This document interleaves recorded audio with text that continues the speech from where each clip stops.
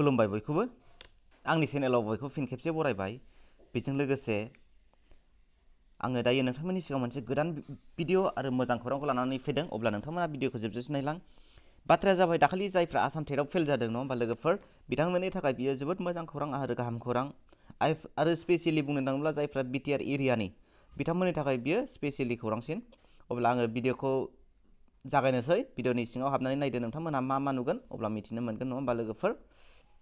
जोंहा मोनसे खोथाखौ नटिस खालामनांगौ दे लोगोफोर जायफ्रा दाखालि आसाम टेटआव फेल जादों बिथांमोननि थाखाय बे मोजां खौराङा जाबाय आसाम गभर्नमेन्टआ दायो बिटिआर खुंथायनि सिङाव थानाय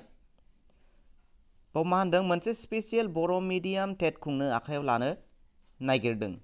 मोनसे खोथाखौ जों नटिस खालामनांगौ लोगोफोर दायो हिमन्त बिश्व शर्मानि मोनसे टुइटारनि बियो मोनसे गाव टुइट खालामनायमोन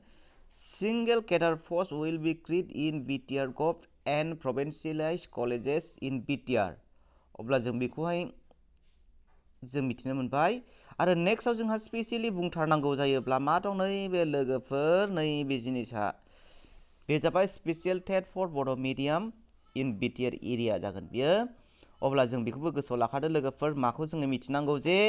जायफ्रा दाखालि आसाम टेटआव फेल जादों बिथांमोननि थाखाय बियो जोबोद गाहाम एबा मोजां खौरां थामहिनबा बिटिआर खुंथाया बर' मिडियामनि थाखाय स्पेसियेल टेट खुंगोन अब्ला नोंथांमोना दानिफ्रायनो मोनसे खोथाखौ गोसोआव लाखा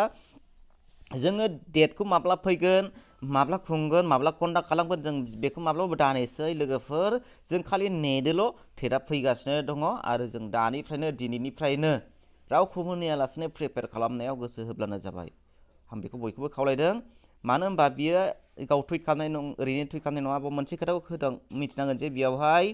अल बर' स्टुडेन्ट इउनियन आरो साहित्य सभा बिथांमोना स्पेसियेलि होनदों स्पेसियेलि मोनसे नैबे बुंदों बिटिआर एकर्डनि 6.3 क्लजखौहाय इमप्लिमेन्टेसन खालामनायनि थाखाय बे खुंथायखौ लानानै फैदों अब्ला जोंहा गोनो गोथोया लोगोफोर डक्टर हिमन्त बिश्व शर्माया बेखौहाय खुंनो थाखाय अर्डार होबाय अब्ला जोंहा जुदि स्पेसियेलि बर' मिडियाम टेट खुङोब्ला जोंनि बिटिआर एरियायाव बेसेबां भेकेन्ट पस्ट दं थामहिनबा फोरोंगिरिनि पस्ट खालि जानानै थानायफोरनि मोनसे उनावहाय बिथांमोनहा सार्कुलार होनो हागौ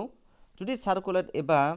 रिक्रुटमेन्ट होगोन जोङो टेट पास जायाबा एप्लाइ खालामनो हानाय नङा अब्ला नोंथांमोनहा बेनिफ्राय दानिफ्रायनो गोसो होखादो जुदि स्पेसियेल टेटआ जागोन जोङो माबोरै पास खालामनो हागोन आरो हाइ मार्कआव माबोरै पास खालामनो हागोन जों बेखौल' सानबानो जाबाय जोंहा दा मोनसे खोथाखौ मिथिबावनांगौआ बेनो जे जों दानिफ्रायनो दिनैनिफ्रायनो रावखौबो नेयालासे माने एग्जामा फैथारगोन जेरैब्लाबो जों माब्ला फैगोन माब्ला फैया जों बेखौ नेयालासे जों दानिफ्रायनो गोसो होखायोब्ला जोङो जुदि पास जायैनि खुनु खोथायानो फैया अब्ला आं बेखौनो बयखौबो खावलायदों जे बाव जुदि स्पेसियेल टेटआ जायो नङा होमबा जुदि बे स्पेसियेल टेटआ जायो नोंथांमोनहा बेनि सायाव माबायदि प्रिपेयार खालामनांगौ आंनि भिडिअखौ फल' खालामबाय था आं नोंथांमोननो माखासे खोथाखौ खोन्थाना होबाय थागोन सब समाय एनि टाइम माखासे गाइडलाइन हिसाबै बेयावबो दंबावो नै जायफ्रा एसामिस रोङो नायनानै लाबानो जाबाय भेरि इम्परटेन्ट बेवहाय दङ नै बेवहाय थामहिनबा बर' हारिनि थाखाय स्पेसियेलि टेट खुंनायनि खोथाया अब्ला जों माखौथो नेबावनो नङा होमबा लोगोफोर जों दानिफ्रायनो दिनैनिफ्रायनो स्टाडिखौहाय प्रिपेयार खालामखाबानो जाबाय जाहाथे नैबे फैगौ बिटिआर टेटआव जों बयबो पास जानो हायो आरो बिटिआरनि मोनफ्रोमबो सिट एबा खालिखौहाय जोङो फिलआप खालामनानै बिटिआरनि फोरोंगिरि खालिखौ जाहाथे आबुं खालामनानै फरायसाफोरनि हाजासे हेफाजाब होनो हायो बे हिसाबै आं खावलायदों बयखौबो जाहाथे जों बयबो नाजानानै जाफुंसारनो हायो होमबा लोगोफोर आरो गोसो होनायनि गेजेरजों बयबो पास जानो हायो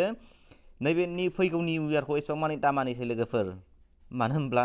नैबे आसाम टेटआ बा बिटिआर टेटआ